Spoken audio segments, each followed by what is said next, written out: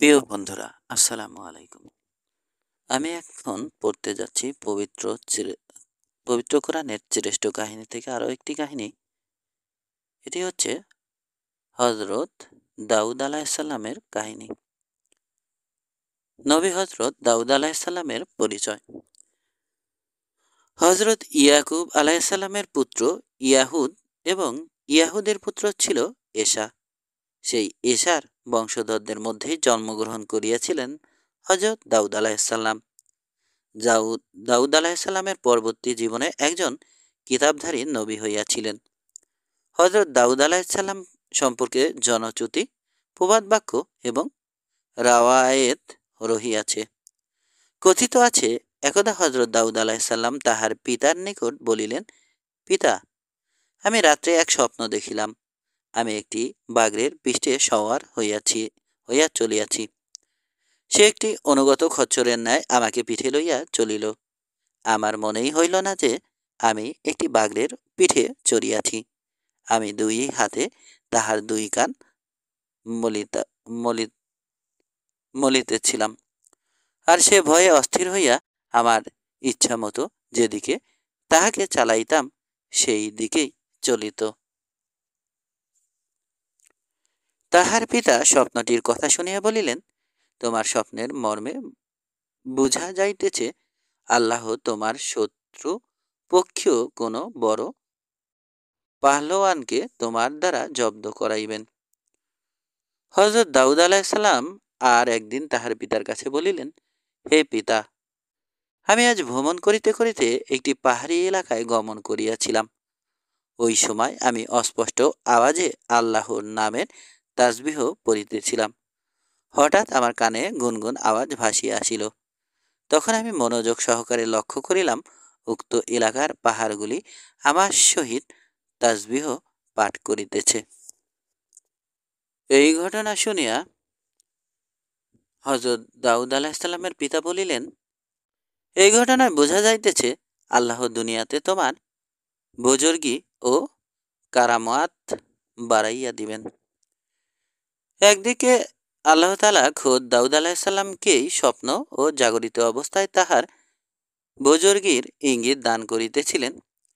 অন্যদিকে নবী সামুয়েল আলাহিসাল্লামকে হজরত দাউদ আলাহিসাল্লাম সম্পর্কে জানাইয়া দিলেন যে, বনি ইসরায়েলদের মধ্যে অমুকের দাউদ নামে এক পুত্র আছে। আমি তাহারই হাতে জালুদকে নিহত করাইব। হজরত সামুয়েল আলাহিসাল্লাম আল্লাহর তরফ হইতে এইরূপ ঘোষণার কথা অবগত হইয়া তালুতের যুদ্ধ যাত্রার পূর্বে হজরত দাউদ আলাহিসাল্লাম ও তাহার অন্যান্য ভ্রাতাগণকে অনুসন্ধান করিয়া আনিয়া তালুতের সৈন্যবাহিনীর অন্তর্ভুক্ত করিয়া দিলেন। হজরত সামুয়েল হজরত দাউদ আলাহিসাল্লাম এর এইরূপ বুজুর্গের কথা জানিলে তাহার মনে ইচ্ছা জাগিয়াছিল যে তিনি উক্ত দাউদ আলাহিসাল্লামের সহিত কিছুটা আলাপ করেন, এবং এইরূপ ইচ্ছার বশবর্তী হইয়াই তিনি তাহাকে যুদ্ধে পাঠাইবার পূর্বক্ষণে জিজ্ঞাসা করিলেন, ওহে দাউদ, তুমি বলো তো, তোমার জীবনে বিস্ময়কর ঘটনা দেখিয়াছ কিনা? হজরত দাউদ আলাহিসাল্লাম জবাবে তাহার পিতার নিকট বর্ণিত স্বপ্ন এবং তাহার সহিত একযোগে পাহাড়ের তাসবিহ পড়ার ঘটনাটি বর্ণনা করিলেন। ইহা ছাড়া তিনি আরও একটি ঘটনা তাহার নিকট প্রকাশ করিলেন। তাহা এইরূপ, হে আল্লাহর নবী, একদা আমি পথ চলিতেছিলাম। পথিপার্শ্বের একটি পাথর আমাকে বলিল, হে দাউদ, আমি এককালে কিছু সময়ের জন্য হজরত মুসা আলাহিসাল্লামের ভাত্রা হজরত হারুন আলাহিসাল্লামের হাতে ছিলাম। তিনি তাহার শত্রুর মাথায় আমাকে নিক্ষেপ করিয়াই তাহার নিপাত ঘটাইয়াছিলেন। আপনি আমাকে তুলিয়া নিজের নিকট রাখিয়া দিন। সম্ভবত আমার দ্বারা আপনার কোনো কাজ সিদ্ধ হইতে পারে। পাথরখণ্ডের কথা শুনিয়া আমি ভাবিলাম, আমার কাজে আসুক কি নাই আসুক, সে যখন আল্লাহর নবী হারুন আলাহিসাল্লামের পবিত্র হাতের স্পর্শ লাভ করিয়াছে, তখন অন্তত বরকত হাসিলের নিয়তেও তাহাকে সঙ্গে রাখা ভালো। এইরূপ খেয়াল করিয়া উক্ত পাথরটি আমার থলিয়ার মধ্যে ভরিয়া রাখিয়াছি। আরেকদিন পথ চলিবার কালে একখানি পাথর আমাকে লক্ষ্য করিয়া বলিল, হে দাউদ, আমি এক সময় হজরত মুসা আলাইসাল্লামের হস্তে নিক্ষিপ্ত হইয়া তাহার এক বেদিন শত্রুকে হালাক করিয়াছিলাম। আপনি আমাকে তুলিয়া নিজের সঙ্গে রাখুন, হয়তো কখনো আমার দ্বারা আপনারও কোনো কাজ হইতে পারে। আমি পূর্বের পাথরখণ্ডের মতো উহাকেও আমার থলিয়ায় ভরিয়া রাখিলাম। ইহার পরে আর একদিন একখণ্ড পাথর আমাকে এইরূপ বলিল, হে দাউদ, একসময় তোমাকে জালুতের বিরুদ্ধে যুদ্ধে যাইতে হইবে, অতএব তুমি আমাকে তুলিয়া রাখিয়া দাও, আমার আঘাতেই তাহার জীবন লীলা সাঙ্গ হইবে। এই সময় আমার থলিয়ার ভিতর হইতে পূর্বোক্ত পাথর দুইখানা বলিয়া উঠিল, হ্যাঁ, সে সত্য কথাই বলিয়াছে, উহাকে তুমি উঠাইয়া লও, আমরা তো তোমার সঙ্গেই আছি। তুমি যখন জালুতের বিরুদ্ধে যুদ্ধে গমন করিবে, তখন আমরা দুজনেও উহার সহায়তা করিব। আমি এই পাথরখানাও তুলিয়া থলিয়ায় রাখিয়া দিলাম। অতঃপর আল্লাহর কুদরতে ওই 3 খণ্ড পাথর 1 খণ্ড পাথরে পরিণত হইল। হযরত দাউদ আলাইহিসসালামের মুখে এইরূপ অলৌকিক ঘটনার কথা শ্রবণ করিয়া হযরত সামুয়েল আলাইহিসসালাম তাহাকে বলিলেন, হে দাউদ, তুমি আমাকে খুবই আনন্দের কথা শুনাইলে। এই সকল কথা কাহারও নিকট বলিয়া না থাকিলে কখনো বলিও না। এই সকল ঘটনা নিশ্চয় তোমার নবুয়ত প্রাপ্তির লক্ষণ। নিঃসন্দেহে তুমি আল্লাহর নবুয়ত লাভ করিবে। আর দেখা যাইতেছে, আমালিকদের বাদশাহ জালুতের মতো নামী পালোয়ানকে হত্যা করার গৌরবও আল্লাহ তোমাকে এই দান করিবেন। তালুতের 80,000 সৈন্যের মধ্যে 76,000 সৈন্যই তালুতের নির্দেশ অমান্য করিল, নদীর পানি পান করিয়া মৃত্যুমুখে পতিত হইয়াছিল। বাকি 4,313 জন সৈন্য লইয়া তালুত জালুতের লক্ষাধিক সৈন্যের সম্মুখীন হইলেন। সৈন্যবাহিনীর শত্রুবাহিনীর সংখ্যা দেখিয়া তালুতের কতিপয় সৈন্য বলিল, আমরা কয়েকজন লোক এই বিরাট শত্রুবাহিনীর বিরুদ্ধে কিরূপে লড়াই করিব? এহেন যুদ্ধ করা তো স্বেচ্ছায় প্রাণ মৃত্যুর কোলে সপর্দ করারই নামান্তর। কিন্তু কতক সৈন্য বলিল, আমরা সংখ্যায় নগণ্য ঠিকই, কিন্তু আমাদের তো আছেন আল্লাহ, জয় আমাদের সুনিশ্চিত। আল্লাহ পবিত্র কোরআনে ইরশাদ করেছেন, অনেক স্থলেই ছোট দল আল্লাহর হুকুমে বড় দলকে হারাইয়াছে। কোরআনে আরও উল্লেখ আছে যে, যখন তাহারা জালুদ ও তাহার সেনাবাহিনীর সম্মুখীন হইল, তখন তাহারা বলিল যে, হে আমার প্রতিপালক, তুমি আমাদের মধ্যে সাহস ও শক্তি প্রদান করো, আমাদের পদও দীর্ঘ করো এবং আমাদেরকে এই কাফির দলের উপরে বিজয় প্রদান করো। পক্ষান্তরে জালুত তালুতের ক্ষুদ্র সেনাদল দেখিয়া বিস্ময় প্রকাশ করিয়া বলিল, তাহারা বর্মধারী 1,00,000 সৈন্যের সাথে এই কজন সেনা কিভাবে যুদ্ধ করিবে? সে এই নগণ্য সেনাবাহিনীর সাথে যুদ্ধ করিতে লজ্জাবোধ করিয়া শিবির হইতে স্বীয় দূত পাঠাইয়া তালুতকে জানাইল যে, তুমি যে সৈন্য লইয়া আমার সহিত যুদ্ধ করিতে আসিয়াছ, উহারা আমার সৈন্যের সাথে যুদ্ধ করার উপযুক্ত নহে। তাই তুমি আমার একটি উপদেশ মানিয়া আমার নিকট বশ্যতা স্বীকার করো এবং নিরাপদে স্বদেশে ফিরিয়া যাও। আর যদি তাহাতে সম্মত না হও, তবে তুমি আমার সঙ্গে দ্বন্দ্বযুদ্ধে লিপ্ত হও অথবা তোমার কোনো সাহসী সেনাকে পাঠাইতে পারো। তবে একটি কথা জানিয়া রাখা ভালো, আমি একাকী তোমার 100 সেনার সহিত যুদ্ধ করিয়া হারাইতে সক্ষম। তালুত ছিলেন আল্লাহর দ্বীনের প্রচারক, বক্ষে ছিল তাহার ঈমানের বল। জালুতের অহমিকায় তিনি ভীত হইবার নন। সুতরাং তিনি জালুতের প্রস্তাবের উত্তরে তাহাকে জানাইয়া দিলেন, আমরা আল্লাহর দ্বীনের জন্য যুদ্ধ করিতে আসিয়াছি। আমাদের সৈন্য সংখ্যা কম হইলেও সর্বশক্তিমান আল্লাহ আমাদের সাথে আছেন, অতএব তাহারই সহায়তায় আমরা জয়লাভ করিব, ইহা আমাদের দীর্ঘ বিশ্বাস।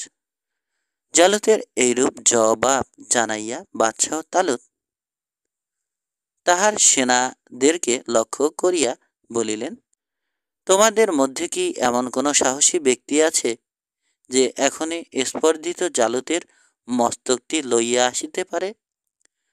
ইতোমধ্যে গর্বিত জালুত লৌহবর্ম পরিধান করিয়া অশ্বারোহণপূর্বক যুদ্ধের প্রান্তরে আগমন করিল এবং সগর্বে বলিতে লাগিল, আমি ত্রাস সঞ্চারকারী মহাবীর জালুত।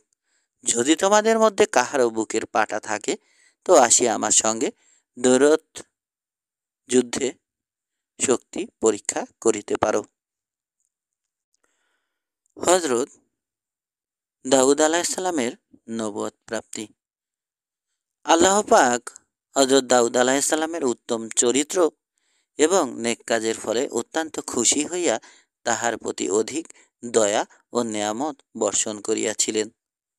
প্রথমত আল্লাহ তাহাকে বিশাল সাম্রাজ্যের অধিপতি করিলেন, কিন্তু এত বড় অধিপতি হওয়ার পরেও তাহার ভিতরে কোনরূপ পার্থিব মোহ বা লিপ্সা হইল না।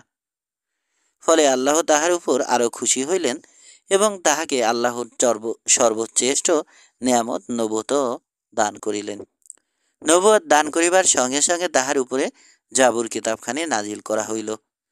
হজরত মূসা আলাইসাল্লামের প্রতি অবতীর্ণ তৈরাত কিতাবের মতো এই কিতাবখানাও ইসলামী শরীয়তের বিধিবিধান সম্বলিত। অধিকন্তু ইহাতে এমন কিছু বিষয়বস্তু আছে যাহা তৈরাত কিতাবে পাওয়া যায় না।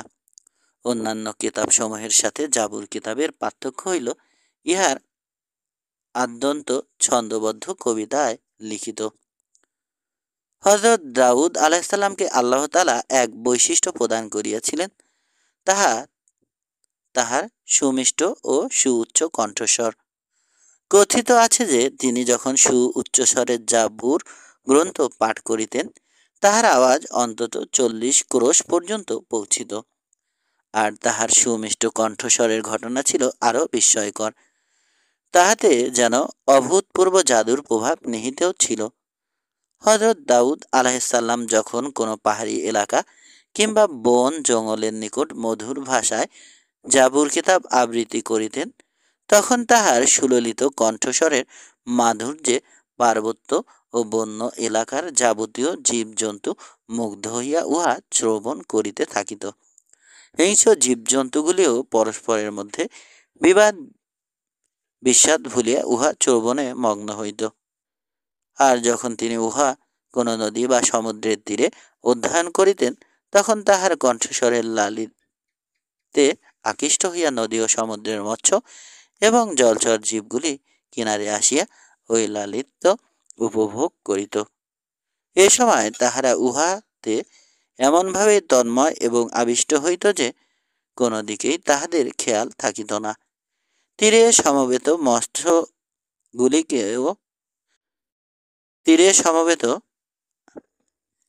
মৎস্যগুলিকে ওই সময় কেহ স্পর্শ করিলে বা তুলিয়া লইলেও উহারা নড়াচড়া করিত না। হজরত দাউদ আলাহিসাল্লামের প্রতি সপ্তাহে নদীর ধারে জাবুর পাঠ করিতেন। ফলে উহা শুনিবার জন্য নদীর মৎস্য তীরে আসিত।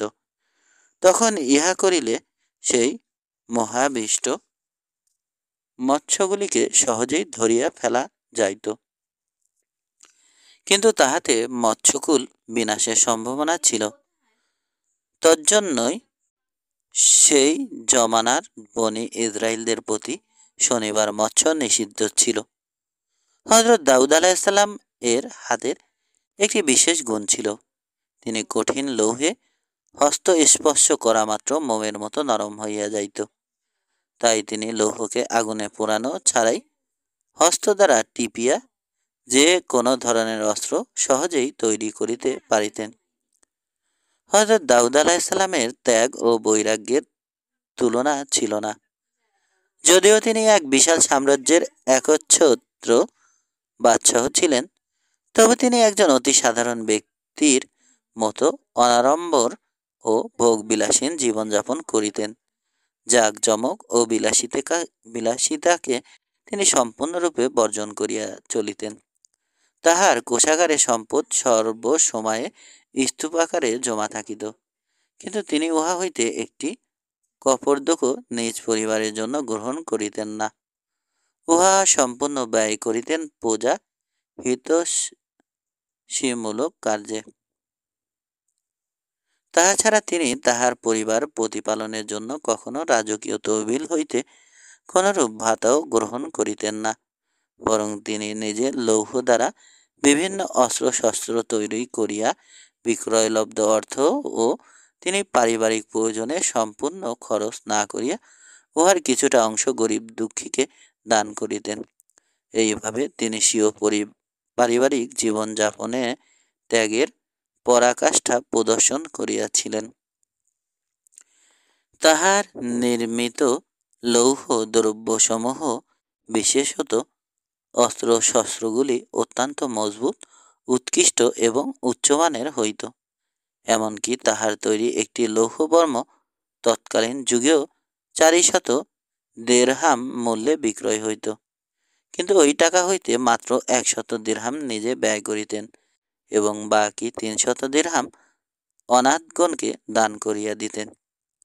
হযরত দাউদ আলাইহিসসালামের চরিত্রে বিন্দুমাত্র অকর্মণ্যতা, কর্মবিমুখতা বা আলস্যের স্থান ছিল না। একদিকে তিনি ছিলেন আল্লাহর নবী, অন্যদিকে বিশাল সাম্রাজ্যের অধিপতি। সুতরাং দুইটি দিকের গুরু দায়িত্ব তাহার উপর ন্যস্ত ছিল। সামান্য মাত্র আলস্যকে স্থান দান করার সুযোগ তাহার ছিল না। দিবসে তাহাকে কর্মের মধ্যে কাটাইতে হইত। এজন্যই দিবারাত্রিকে তিনি কয়েকটি অংশে বিভক্ত করিয়া এক একটি অংশে এক এক রকম কাজ করিতেন। এই ক্ষেত্রে তিনি নিয়মানুবর্তিতা পুরাপুরিভাবে পালন করিতেন, যথা প্রতিটি দিবা রাত্রির সামান্য কিছু অংশ তিনি বিশ্রাম করিতেন, কিছু অংশ ব্যয় করিতেন জাবুর অধ্যয়নে, কিছু অংশ ব্যয়িত হইত লোকদিগকে দিনের পথে ডাকার জন্যে, আর কিছু সময় তিনি অতিবাহিত করিতেন শাসন সম্পর্কিত কাজকর্মে, এবং বাকি অংশ আল্লাহর উপাসনা ও তাসবিহ তাহলিলের কাজে ব্যয়িত হইত।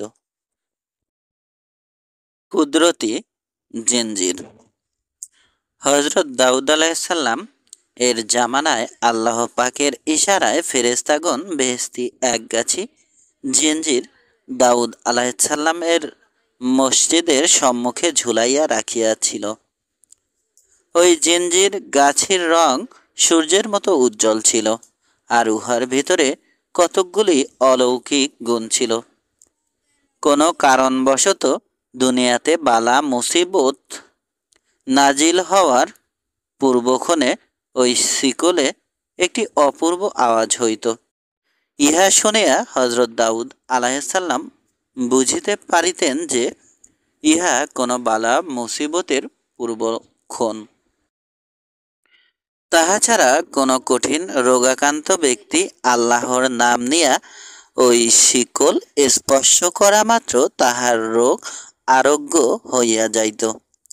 কথিত আছে যে হযরত দাউদ আলাইহিসসালাম ইন্তেকালের পরেও বহুদিন উক্ত শিকল গাছই ওই অবস্থায় ছিল।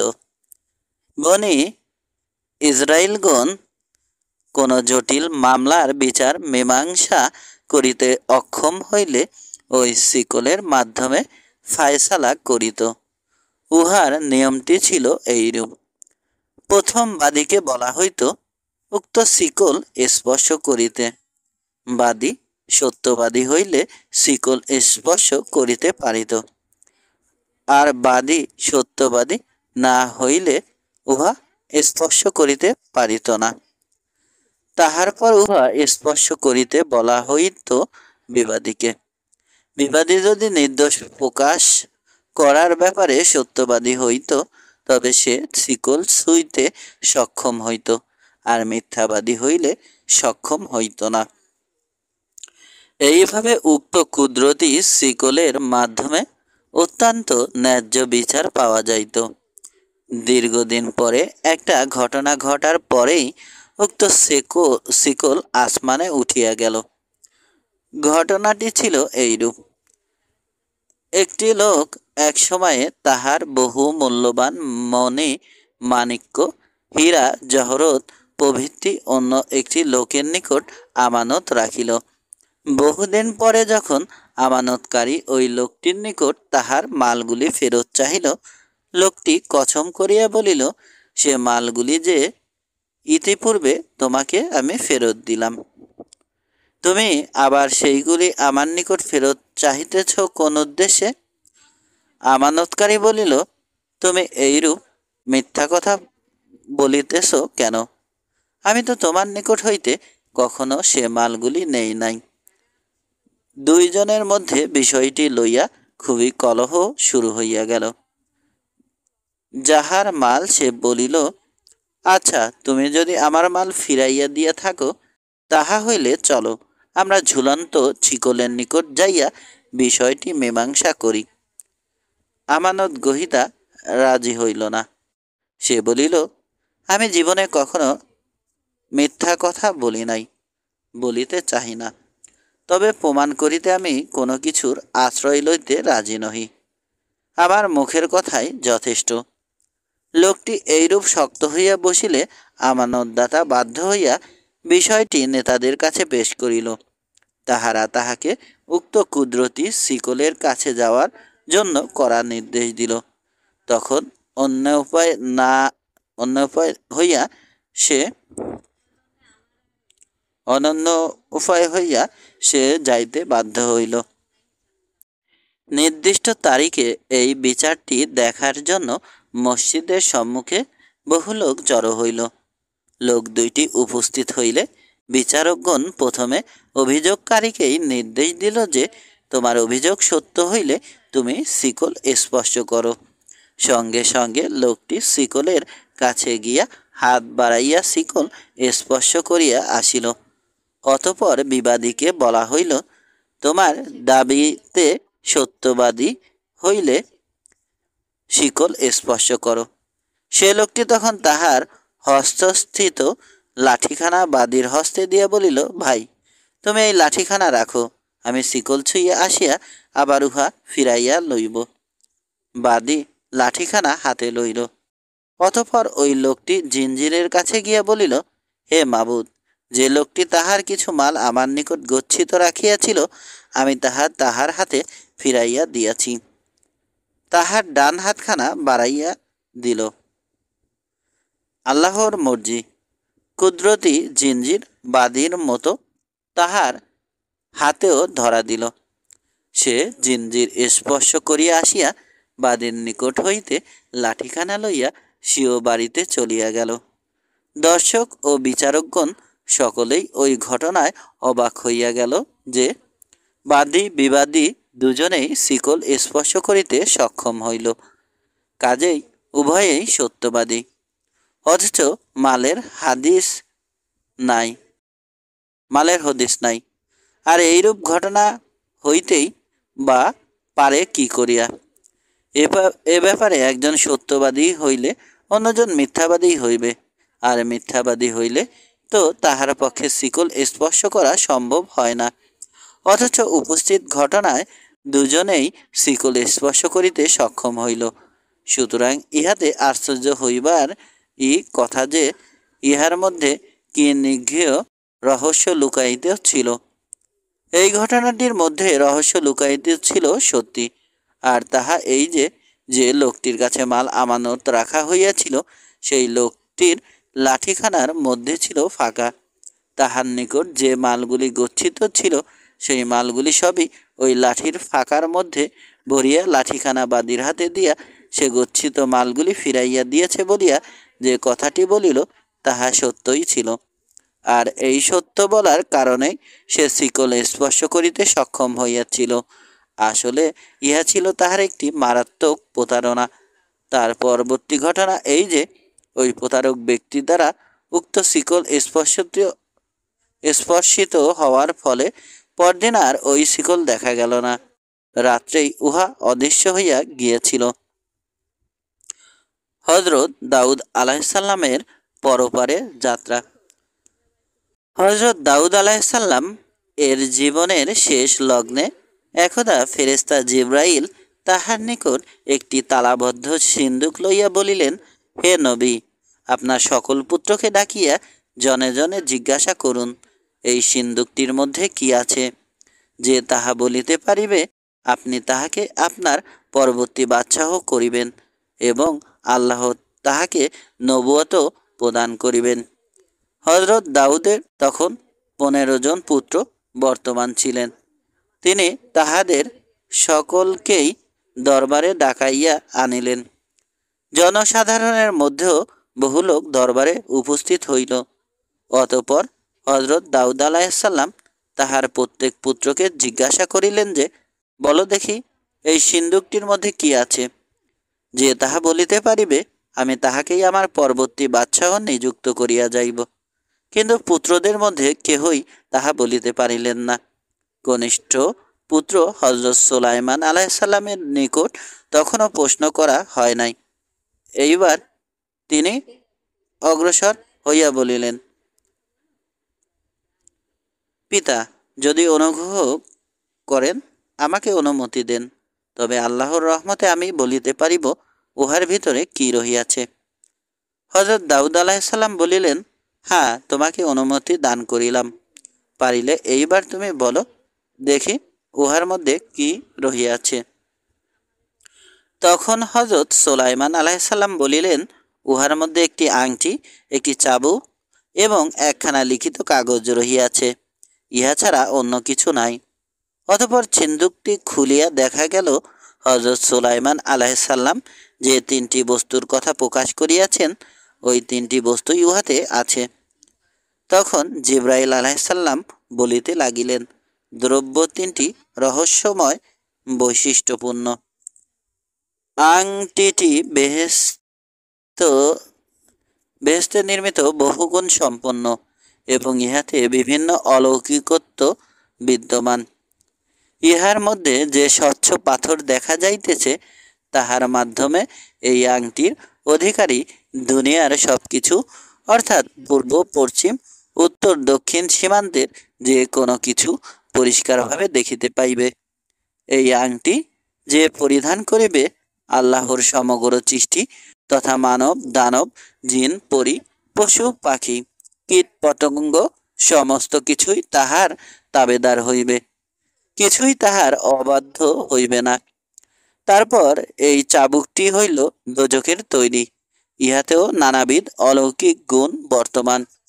ইহার ক্ষমতা ও শক্তি কল্পনাতীত। এই চাবুকধারী শত্রু সে যত বড় শক্তি ও ক্ষমতাবান হউক না কেন, চাবুকধারীর সহিত বিরোধিতা করিলে, চাবুক খানাকে নির্দেশ দিলেই সে আপনা হইতে যাইয়া উক্ত বিরোধী শক্তিকে এমনভাবে ঘায়েল করিবে যে জীবনে সে আর কোনোদিন শত্রুতা করিবে না। অবশ্য এই চাবুক কোনো অত্যাচারী ব্যতীত সৎ লোককে কখনো শাস্তি দিবে না। অতঃপর হযরত জিবরাইল সিন্ধুকে রক্ষিত লিখিত কাগজখানা হাতে লইয়া হযরত দাউদ আলাইহিসসালামকে বলিলেন, ওই কাগজখানায় কি লিখিত আছে? আশা করি আপনার পুত্র সুলাইমান আলাইহিসসালাম তাহা বলিতে পারিবে। তাহার নিকট জিজ্ঞাসা করিয়া দেখুন। হযরত সুলাইমান আলাইহিসসালাম উক্ত কাগজখানা লইয়া পাঠ করিলেন। বলিতে লাগিলেন, কাগজখানায় 5টি বিষয়ের নাম লেখা আছে। বিষয়গুলি হইল: 1. ঈমান, 2. প্রেম, 3. বুদ্ধি, 4. শালীনতা বোধ এবং 5. শক্তি। হযরত দাউদ আলাইহিসসালাম তাহাকে জিজ্ঞাসা করিলেন, এ বস্তুগুলি তো মানুষের ভিতরেই থাকে, তবে তুমি কি বলিতে পারো বাবা, ইহার কোনটির অবস্থান স্থল কোনটি? হযরত সুলাইমান আলাইহিসসালাম বলিলেন, আল্লাহর রহমতে আমি তাহা বলিতে পারিব আব্বা। শুনুন, আমি বলিতেছি। ঈমান ও প্রেম বস্তু দুইটির অবস্থান অন্তর মধ্যে, বুদ্ধির অবস্থান মাথার মগজে, লজ্জা ও শালীনতাবোধের অবস্থান চক্ষুর এবং শক্তির অবস্থান হাড়ের মধ্যে। ফেরেশতা জিবরাইল শুনিয়া বলিয়া উঠিলেন, ধন্যবাদ আপনাকে হে সোলাইমান ইবনে দাউদ আলাইসাল্লাম, আপনার উত্তর একেবারে যথার্থ হইয়াছে। অতঃপর ফেরেশতা জিব্রাইলের পরামর্শক্রমে ও নিজের প্রতিশ্রুতি অনুযায়ী হজরত দাউদ আলাইসাল্লাম আংটিটি হজরত সোলাইমানের হাতে পরাইয়া দিলেন, চাবুকখানা তাহার হাতে তুলিয়া দিলেন এবং বাদশাহী তাজ তাহার মাথায় পরাইয়া দিয়া তাহাকে স্বীয় সিংহাসনে উপবেশন করাইয়া নিজে পার্থিব ব্যাপারাদির সাথে সম্পর্ক ছেদ করিয়া আল্লাহর ইবাদাতে লিপ্ত হইলেন। অতঃপর যখন হজরত দাউদ আলাইসাল্লাম এর বয়স 100 ও বর্ণনান্তরে 120 বৎসর হইল, তখন একদা তিনি ইহধাম ত্যাগ করিলেন। কথিত আছে যে হজরত দাউদ আলাইসাল্লাম এর জানাজায় অগণিত লোক শরিক হইয়াছিল, কেবলমাত্র আলেম ও হাফেজকারী ছিল প্রায় 40,000।